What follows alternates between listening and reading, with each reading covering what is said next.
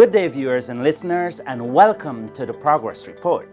In this episode, we will hear from the Guyana Office for Investment about linking Guyanese with their Barbadian counterparts at the recently concluded AgroFest 2024 in Bridgetown, Barbados. Some Guyanese businesses have gained significant outcomes at the event, according to the Guyana Office for Investment. This year, the planning process was very detailed. We started very early in January to be able to put together a very strong delegation that would be able to yield results, because we set out to have our outcomes predetermined before we even got to Barbados. We knew that we wanted to be able to connect businesses in Guyana with businesses in Barbados with the ultimate goal of being able to export our products into Barbados. We also knew that we wanted to achieve new partnerships between the two countries, and we also knew that we wanted to get our visibility and marketing and our export promotion taken to a new level. So our 45 plus Guyanese delegation was able to connect with more than 20 Barbadian distributors and other persons in the Barbadian value chain. So as part of that Barbadian counterpart, we were able to have several distributors, including the retail outlets, supermarkets, online platforms. We also had several government agencies, including Invest Barbados. Export Barbados was also a part of that particular activity.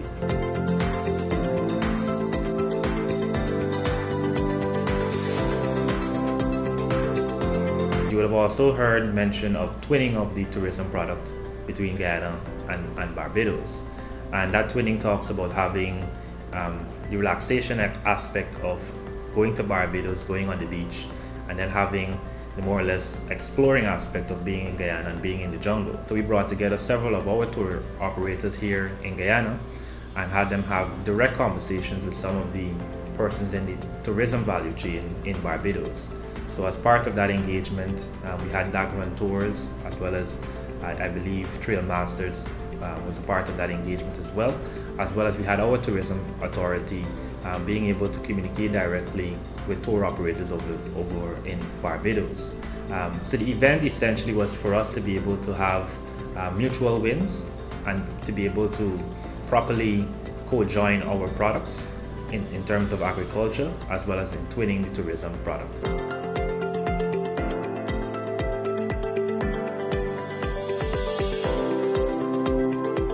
Tidy Up GY, a small business that has grown over the last few years.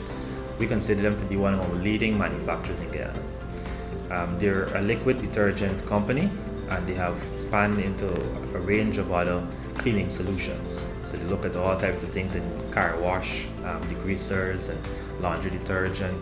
I see now that they even have hand sanitizers. So they do everything here in Guyana. The deal that they struck with Guyanese Enterprises in Barbados was for the product formulation to still occur here in Guyana, but for some aspect, including the finishing and packaging, to now happen in Barbados.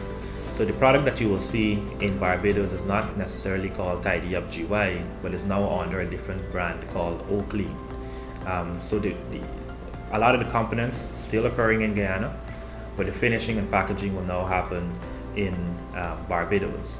But that particular deal was struck because of very meticulous and arduous business-to-business connections that was forged by our office. We have a trade representative in Barbados, and they would have been able to make those kind of direct connections with Tidy Up GY, as well as that local company called Guyanese Enterprises in Barbados. So now they have been able to come up with a new brand called Oakley, and we expect that Oakley to take the market by storm, as Tidy Up would have took the market by storm. They will now be contemplating to add refill stations in Barbados as well, reducing a lot of the waste and having a lot of plastics around the place. So Tidy Up is not just about having a partnership, it's also a part of Guyana's push to protect the environment. It's also a part of our push to ensure that we are able to export a lot of our local products into other markets as well. Two things out of the Agri Expo we had in Barbados, both last year and this year. Last year we closed a deal with Only Coconuts. Now, Only Coconuts is in the region.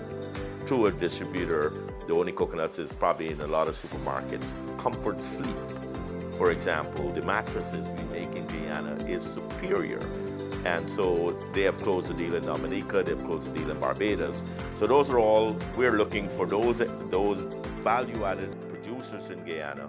And part of our charter, Guyana Office Investment, is for the export and getting that product into the market. There are a lot of young entrepreneurs, investors in Guyana that are doing great things, and we want to see that in the wider market. And that's where the present goal is to get our value-added products more in the region and outside of the region. And the investors coming in understand that Guyana is a regional powerhouse now. We're no longer, looking at buying and importing.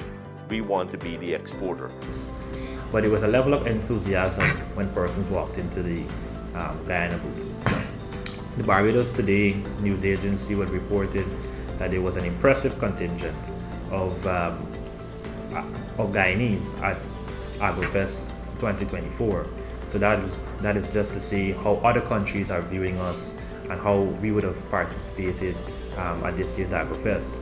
But the level of enthusiasm was seen by people dancing. Some persons danced when they saw simple things like pineapple, because pineapple for Barbadians and Guyanese pineapple is revered, more or less. So they were excited to see just those types of things as part of our exhibit.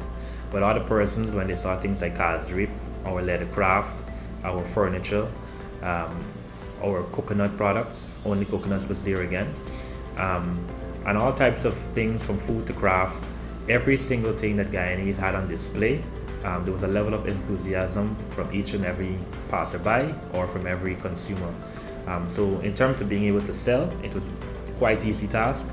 I believe over 90% of our persons would have sold out their items. And as part of our Agri-Exchange Tourism Connect, we got the commitment of an online retailer called Price World, who committed to selling all of our remaining and excess products on their website. So all of the persons who might have had a few boxes of agro-processed products remaining, or a piece of furniture or a piece of craft remaining, they would have struck a deal, and they're in communication. Many of them still have to work out the financing numbers with him. But the opportunity and that avenue exists for all of them and their items to be stored by him and to be sold on that online platform. Guyana continues to be on course of expanding its non-oil sector growth, fueled by policies that encourages entrepreneurs and the private sector to invest in the value chain. We encourage investors to explore the many opportunities that exist. Until next time, I am Vivekanand Rajkumar.